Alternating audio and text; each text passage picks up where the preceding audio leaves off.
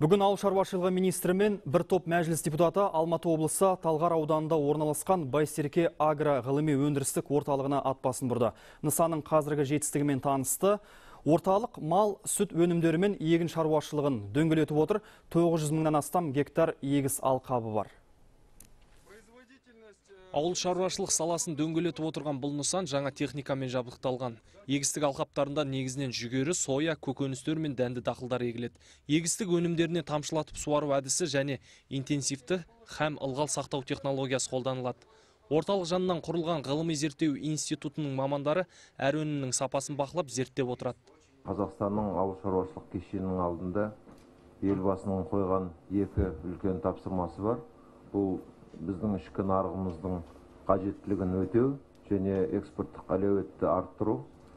Осы үлкен тапсырманы орындау үшін агробизнестің ғылыми зерттеусіз, ғылыми негізсіз оны орындау мүмкін емес. Мал шаруашылығының ет пен сүт өнімдері де жыл сайын артуда. 2012 жылы мұнда 306 мың тонна ет өндірілсе, былтыр ол көрсеткіш 308 мың тоннадан асқан. Биыл 1400 бас ірі қараға жоспарланған сүт өндіретін ферманың құрылысы басталды.